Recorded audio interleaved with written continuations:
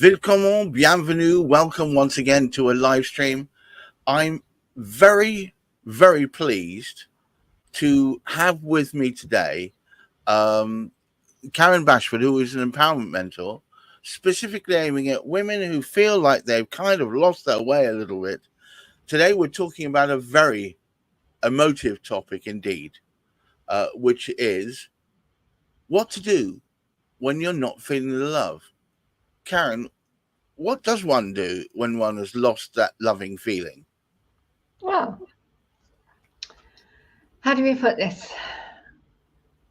I suppose the first question you need to ask yourself is what's been going on around you that's caused you to either dip into feeling a bit sad, depressed, anxious, in pain. It's looking at what's going on in your life, because what happens is your body is an indicator of something not right. When you're not feeling the love, that literally means your body and your mind is going, do you know what? I don't really like myself today. And it happens even on a beautiful sunny day like today. It happens. You can literally wake up not feeling the love for yourself, or things in your life are really challenging and you're thinking, why am I bothering? Yes, I've had this before. It's the what the point syndrome, isn't it? Mm. Yeah. You're thinking, I could snuggle up to that cushion for a little bit longer. Would anybody notice? Probably. But at the time, you're thinking, no, I'm in my warm, cozy, womb-like, soft space where nobody can hurt me, in my protective cocoon of duvet, and this is where I'm going to remain until I feel a bit better about the world. Yeah, good place to be, but it doesn't always work like that, because we never know when we're going to start our day and something goes wrong and we go into that, oh, I just can't do this anymore. So how do we, I don't think we can avoid those things, can we? I mean, with the best will in the world, your dreams are your dreams, and when you wake up, you could be in a completely different state from one you went to bed in. But if you wake up feeling you're in that place, are there any tools that we can bring to bear to help get us back to a point where we can deal? Yeah, there is quite a few actually. Oh, well, And thank my you for that. first one would say, go and drink some water. Right. Okay. If you're dehydrated, you're not going to feel the love, because your body needs water to be able to live and work effectively. And we are terrible for not drinking enough water. And it is water. It's not the fizzy drinks. Might get away with tea or a herbal tea or something like that, but we need water. I drink a lot of squash, I'm afraid. It's got low sugar. Okay. It's not water. Mostly water. Yeah, I know some people can't stand the taste of water, so I do fully understand. I can just about cope with it, but we live in a very hard water area, and it's just very hard. My one, oh, sorry, I've got a cat going. Well, do you know what? That could play a part of this. I've seen you when you're feeling a bit strained at the seams, and this cat has done you the world of good, right? Yeah, she's very, very good at doing me the world of good. Sorry, she will settle down in a minute. So yeah, but water. If you don't realise you're dehydrated, you're not going to feel motivated. You're not going to want to do the things that you would normally do. We desperately need to be hydrated. And well, she's a prime example. If she's not got water down, she will tell me off, because animals know when they need liquid and they will go looking for it. We are the same, but we choose to not necessarily listen. Right. So it's All right. Okay. Water I've got down. Is there anything else I can be doing to really help myself? Yes. What food are you eating? We sometimes put food into our bodies that our body goes, you know what, I don't like this. I don't Right. really want this, but we aren't aware that it doesn't like it. I'm grateful that my body now has reached the stage that if I put something in it, it doesn't like it. My stomach literally hurts me. But most of us do not take account of the fact that there's foods that we eat that we're not necessarily reacting to, but it can bring our energy levels down because our body's having to cope with basically what it considers as an invasion. Right. So be aware of what you're eating. Makes all the difference. Is there something we should aim towards or aim away? Preferably not processed foods. They're not good for you at all. They're not natural. They've been through so many sessions of heating and drying off and God knows what. That's not good for you. And it could be something you ate last night that's now going to play out for today, that's going to stop you feeling motivated because your body is trying to cope with what's happened. Right. Sorry, she will settle down in a minute. She's That's sitting on my notes as well. Of course she is. No, cats are really interesting creatures in that way. I know that they seem to have quite a strong bond with humans, but they do seem to want unified attention. Yes. Except when they don't. Yes. Yeah. And then they go away, leave me alone. Yes. Exactly. Mm-hmm. Yeah. Yes. What else can you do? Well, so what else? We've got two things we can do. Do you know what? I got a tip myself. I've got a small patch of grass out the back of the house. And what I do is I go out there, take my shoes and socks off and just squinch my toes in the grass. Yeah. It seems to make me feel a little bit more human. Yeah, that's a good one to do. We do not realize that as human beings, we need to connect to the earth. But there's also an element of connecting to the North Pole, the energy of the North.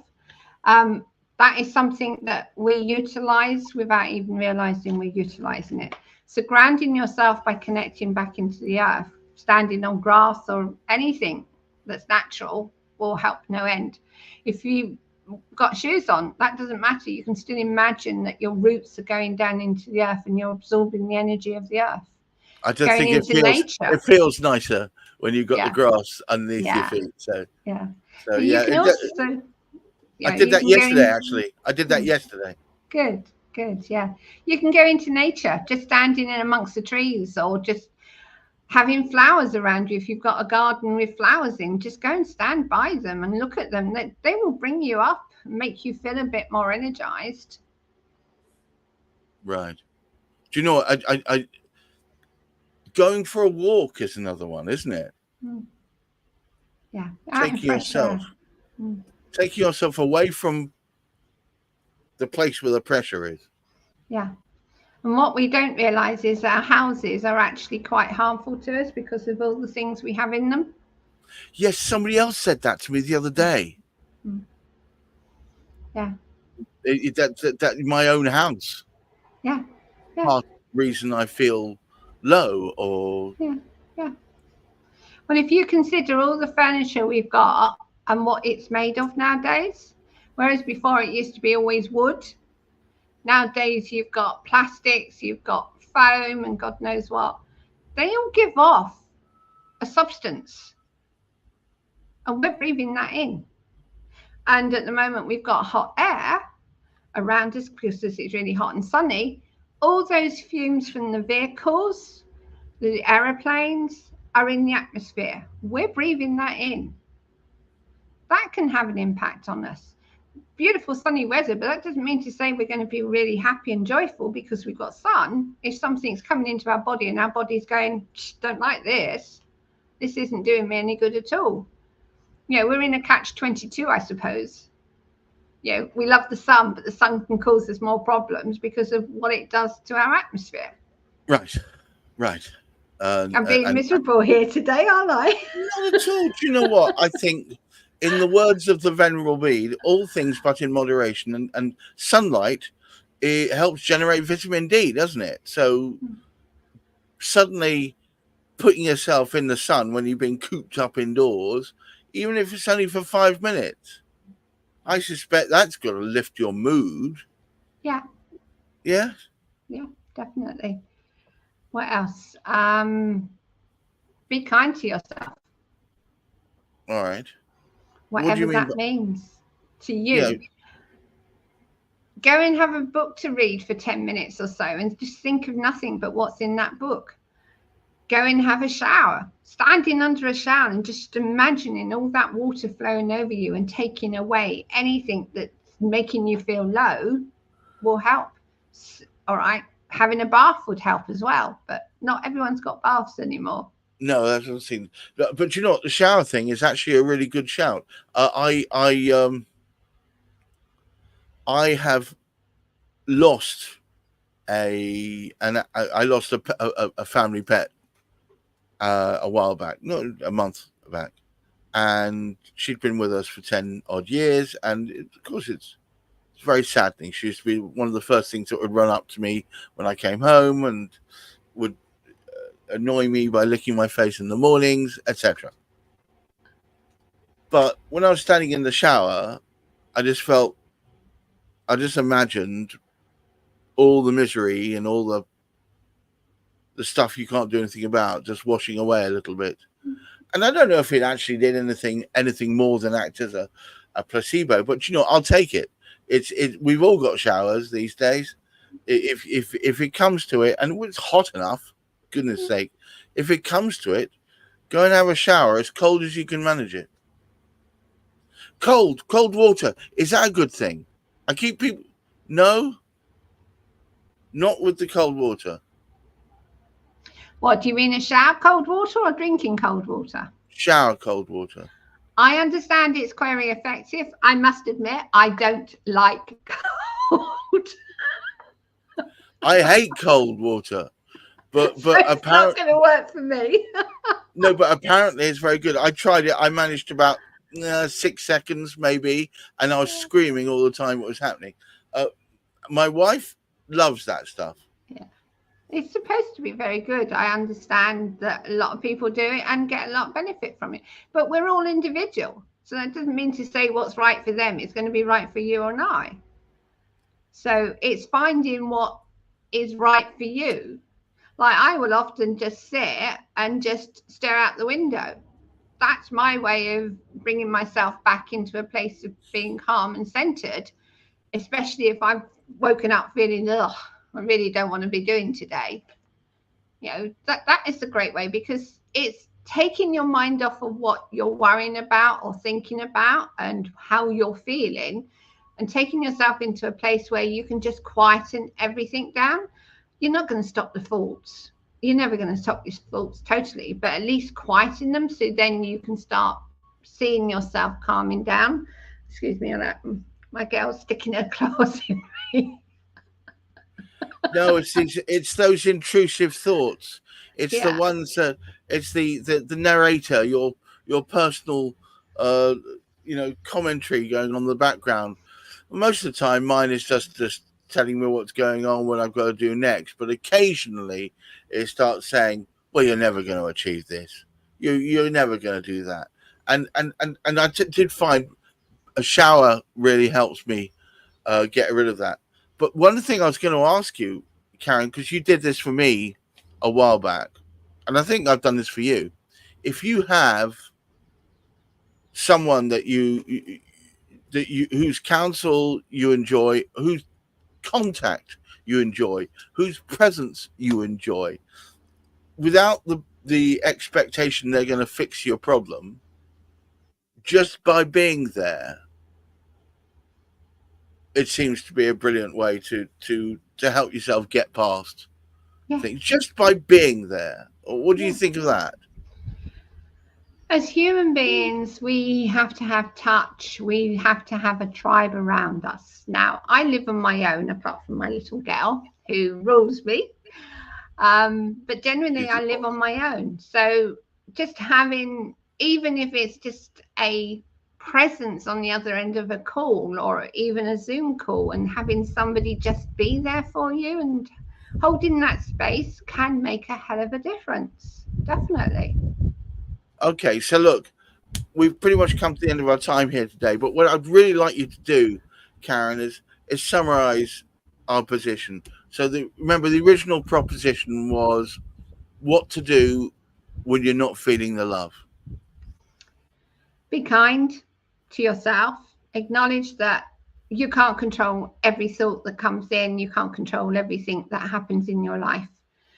The most important thing is to ensure you're hydrated, ensure that you're eating and sleeping in a way that your body needs, and basically just reach out to people if you need to, if that's what you're needing. Ground yourself, go into nature. Just generally be kind to yourself. So today's 2 words are be kind. I suspect it's kind of like, do you remember when we were kids, we used to read stories, Miss Do As You Would Be Done By? Yeah. Yes, the water babies and all that. I think it's exactly that. Be kind to yourself as much as you're going to be kind to anyone else. And on that note, I would want to thank you so much, Karen. Every day with Karen's a learning day, and I often find myself reflecting after our talks about the topics and also her answers, really. And guys, I would ask you, empower yourself to be here weekly. You'll find it a place that we can hold for you, where you know that you'll be accepted and you know you can love yourself as much as you love anybody else. And watch out, because there's more to come. Until next week, I would say enjoy this wonderful weather. Wear sun factor 50 if you can find it. It's very strong weather out there. If you're going to Glasgow at the moment, please cover up. And look after your mental health. Bye-bye now. Bye.